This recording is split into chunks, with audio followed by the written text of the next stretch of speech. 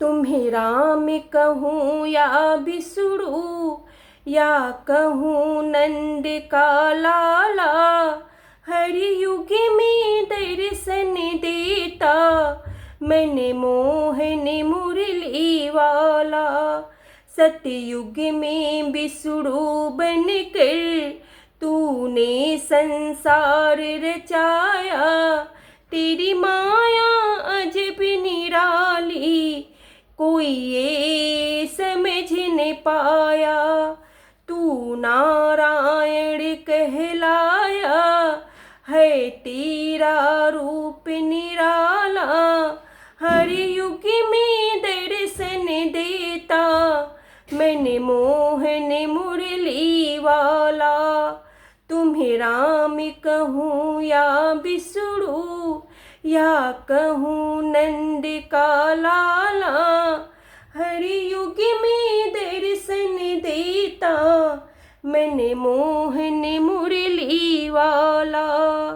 जय श्री राम। अयोध्या कांड का 102वां सर्ग। भरत का पुनः श्री राम से राज्य ग्रहण करने का अनुरोध करके उनसे पिता की मृत्यु का समाचार बताना। श्री रामचंद्र जी की बात सुनकर भरत ने इस प्रकार उत्तर दिया, भैया, मैं राज्य का अधिकारी न होने के कारण उस राजधर्म के अधिकार से रहित हूँ, अतः मेरे लिए यह राजधर्म का उपदेश किस काम आएगा। नरश्रेष्ठ, हमारे यहाँ सदा से ही इस शाश्वत धर्म का पालन होता आया है कि ज्येष्ठ पुत्र के रहते हुए छोटा पुत्र राजा नहीं हो सकता। अतः रघुनंदन, आप मेरे साथ समृद्धशालिनी अयोध्यापुरी को चलिए और हमारे कुल के अभ्युदय के लिए राजा के पद पर अपना अभिषेक कराइए। अद्यपि सब लोग राजा को मनुष्य कहते हैं, तथापि मेरी राय में वह देवत्व का प्रतिष्ठित है, क्योंकि उसके धर्म और अर्थयुक्त आचार को साधारण मनुष्य के लिए असंभावित बताया गया है। जब मैं कैकेयी देश में था और आप वन में चले आए थे, उस अश्वमेध आदि यज्ञों के कर्ता और सत्पुरुषों द्वारा सम्मानित बुद्धिमान महाराज दशरथ स्वर्गलोक को चले गए। सीता और लक्ष्मण के साथ आपके राज्य के निकलते ही दुख शोक से पीड़ित हुई महाराज दशरथ स्वर्गलोक को चल दिए।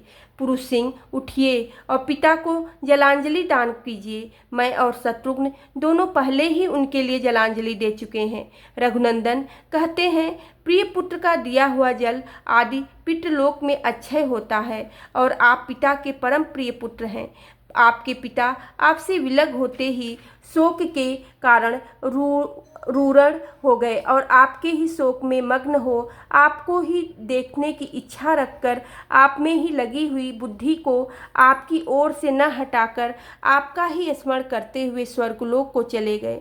बोलो सियावेरे रामचंद्र की जय। पवन सुत हेनु मान की जय।